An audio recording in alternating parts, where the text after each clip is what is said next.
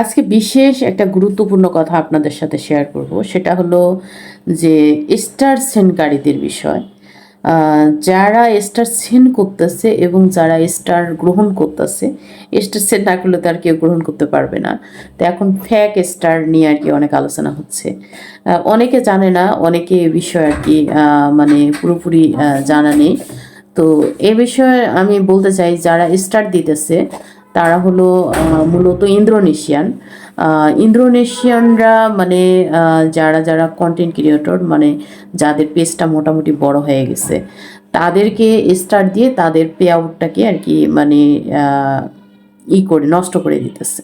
তো এখন আমাদের ফেসবুক মামা কিন্তু মোটামুটি কিন্তু আমাদের সাধারণ মানুষের সাথে কিন্তু একটা গেম খেলতেছে। গেম খেলতে বলতে এবার বলতে পারেন গেম কীরকম, সে আমাদের সাথে কিন্তু ফেসবুক মামা ব্যবসা করতেছে। কারণ হাজার হাজার লাখ লাখ টাকার স্টার বিক্রি করতেছে, এদিকে কিন্তু ফেসবুক মামার ইনকাম। আমরা কিন্তু এদিকে রাত দিন কঠোর পরিশ্রম করে যাচ্ছি, আমাদের কিন্তু কোনো ইনকাম হচ্ছে না। যাদের বড় বড় পেজ তাদেরও কিন্তু তেমন একটা ইনকাম হচ্ছে না। আজকে বিগত 2টা বছর ধরে এই অবস্থা। তো জানি না আমরা কে কতটুকু মানে মানে এখানে অনলাইন জগতে আমরা সাকসেস হতে পারবো কি পারবো না সেটাও আমার জানা নেই।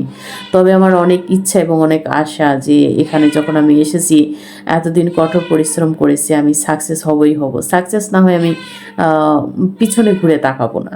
তো অনেকে হতাশ হয়ে যাচ্ছেন। আসলে স্টার যারা দিচ্ছে তারা কিন্তু ইন্দোনেশিয়ান, আর আদার্স কেউ স্টার কিনে আপনাকে দিতে পারবে না। কারণ মানে যেমন ফেসবুক টিম কিন্তু আমাদেরকে অনেক আশা দেখিয়ে, লোভ দেখিয়ে কিন্তু তার প্ল্যাটফর্মে আটকিয়ে রাখছে।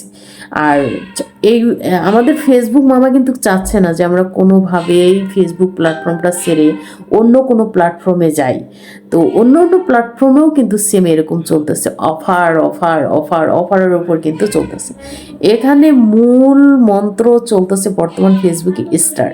যারা স্টার দিতে পারছে, যারা স্টার নিতে পারছে, তারাই বর্তমানে হলো কন্টেন্ট ক্রিয়েটর। আমরা সাধারণ আমাদেরকে তো কেউ 10টা স্টারও দিতে চায় না। 10টা স্টার যদি আমরা পাই, আমাদের কাছে অনেক বিশাল ব্যাপার।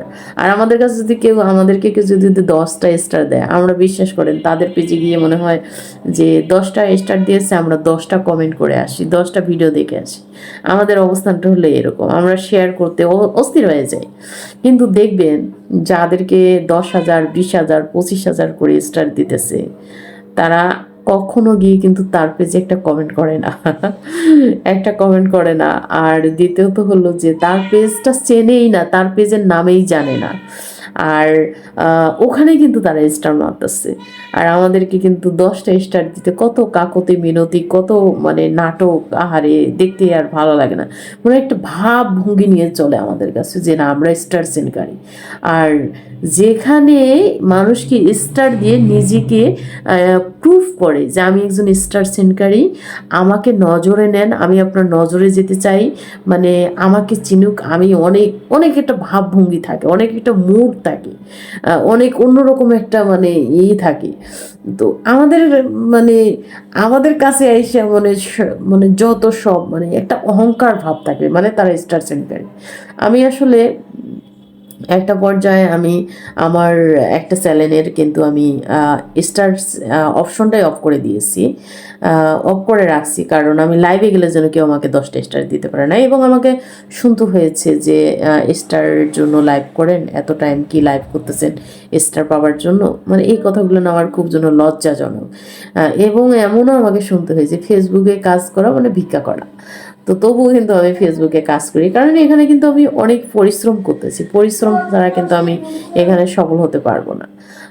তো আসলে মানে আসলে কি বলবো, মানে আমার আর বলার মতন ভাষা নেই এদেরকে।